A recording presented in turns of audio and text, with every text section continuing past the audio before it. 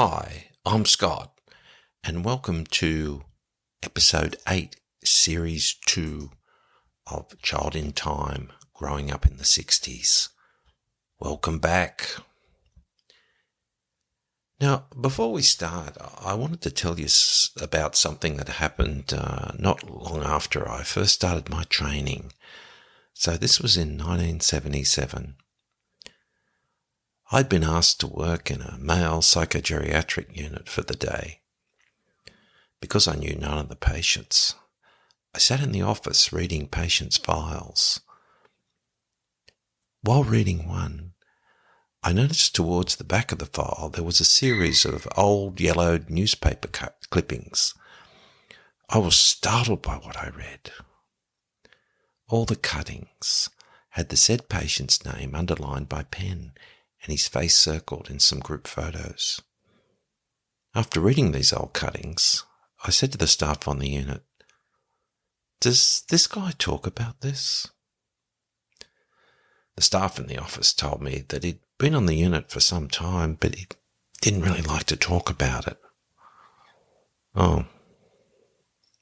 Then one of the staff said, "Look, Scott, go and talk to him. He might talk to you." So a bit later on, I approached this elderly man in his early 80s, sitting alone in a lounge area. Even though he was sitting, I could tell he was a tall man, neatly dressed, with a long face and thinning white hair. I introduced myself, and after we chatted for a bit, I asked him if he would mind talking about that night, and he agreed. He had been a 16-year-old cabin boy on a ship. That ship was the Titanic. He recounted about getting onto the lifeboat, then being picked up and taken to New York, where the survivors were given new clothes and fed well. He was amazed that the sinking of the Titanic was, and remains, such a big deal, as he put it.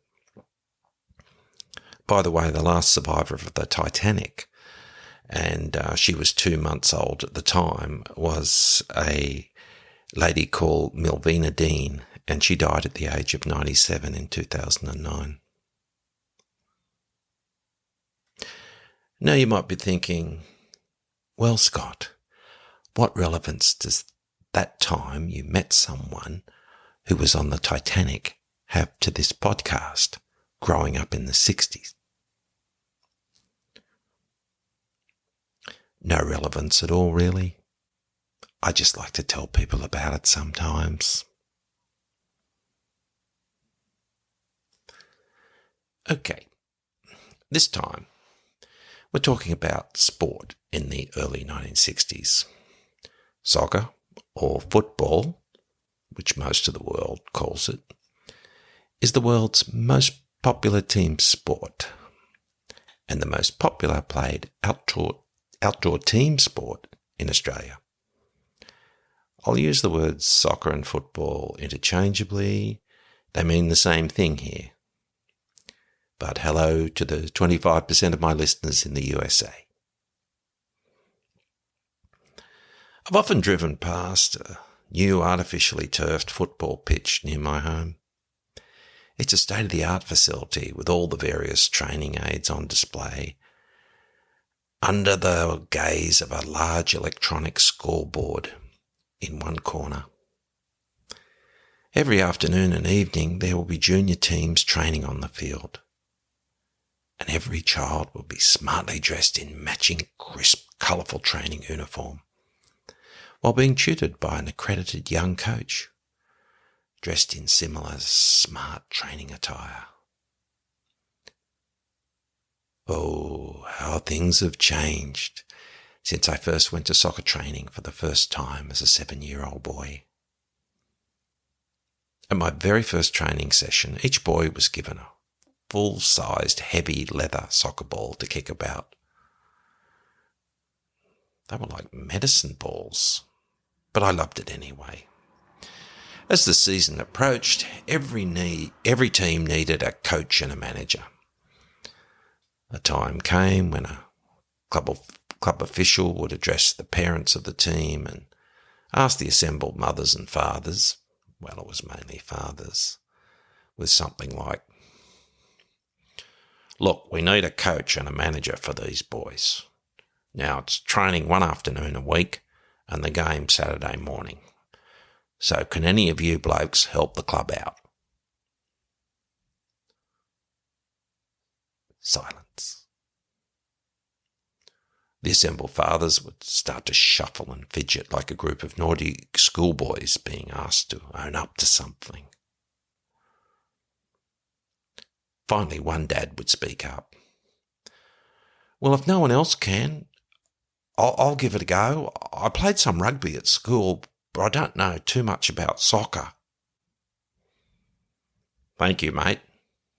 And you are? I'm Peter, but everyone calls me Jumbo. Then another dad's voice. I'll manage if you like. I'm Mel. Thanks, Mel. That was it. Now, let's be very clear. The young dads that volunteered their time and energy were usually patient, energetic, and great guys. But they had little, if any, experience in teaching the basic fundamental soccer skills. Now, that was something of a drawback for the small number of us who went on to play at a decent level in our teens and beyond. But anyway, nowadays when I play in my team, What? You seem surprised. Yes, I still play. It's called over 45s. When I tell people that I'm still an active soccer player, I get one of two reactions. The main one, people give me a look of puzzlement. Well, the other is, oh, isn't that cute? They seem to think that it's a bunch of old guys playing and say to their opponents, oh no, my good sir, it's your team's turn to score a goal now. After you. No, it's competitive. Just a bit slower. Okay. It's much, much slower. Anyway, back to 1962. Junior-sized soccer balls and mini fields were decades away. We played 11 a side, played on full-size fields. And they were enormous for small children. The only concession made was games were 20 minutes each half, rather than the 45-minute halves adults play.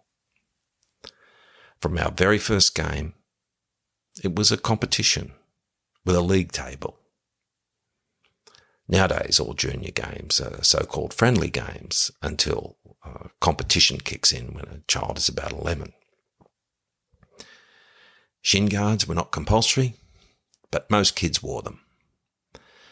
But the lack of child-sized guards meant that sometimes an under-7s game looked a bit like Elephantiasis United versus the Colossal Leg Rovers. Such was the size of a child's leg when sheathed in the big heavy 1960s shin pad. Protect your shin? I think my shin pads would have stopped a round from a .45 caliber. Watching one of our games, the dew still glistening on the early morning grass after that 8 a.m. kickoff, you would see a tiny figure standing, sometimes a little forlornly, in the middle of the huge goal. Even at this tender age, the keeper would realise that unless a shot at goal is hit directly at him, the huge volume of the goal dimensions around his small frame means that the ball will go in for a goal. He just wanted his turn to play in goal to be over. And look over there. You see a child who is placed in position on the field by the coach, say at fullback. He plays his position all right. He does not move from his appointed spot, despite exhortations from the sideline to run or to move. This infant traffic cone stands motionless.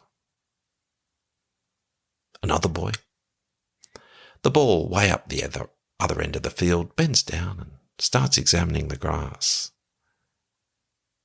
He becomes entranced by a caterpillar as the play gets closer, choosing to ignore the distraction of a game occurring around him.